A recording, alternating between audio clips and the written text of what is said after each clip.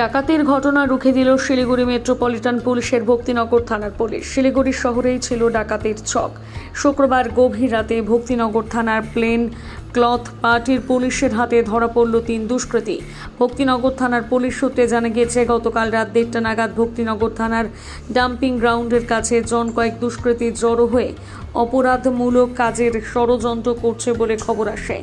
গোপন সূত্রেই খবর পাওয়া মাত্র অভিযান চালায় ভক্তিনগর থানার প্লেন ক্লথ পার্টির পুলিশ। অভিযানে মিলে যায় সাফল্য। ভক্তিনগর থানার পুলিশের হাতে ধরা পড়ে যায় 3 দুষ্কৃতী। ধৃতদের হেফাজত থেকে উদ্ধার হয় ডাকাতির উদ্দেশ্যে নিয়ে আসা নানান অস্ত্রশস্ত্র। ভক্তিনগর থানার পুলিশ সূত্রে জানা গিয়েছে, ধৃত রাহুল মণ্ডল, জয়ন্ত রায় এবং তাপস রায়ের হেফাজত থেকে উদ্ধার হয়েছে ভোজালি, চাকু এবং লোহার রড। ধৃত রাহুল মণ্ডল ভানুনগরের বাসিন্দা, জয়ন্ত রায় ভোলানাথ পাড়ার বাসিন্দা এবং তাপস রায় বিহারের কিষানগঞ্জের বাসিন্দা।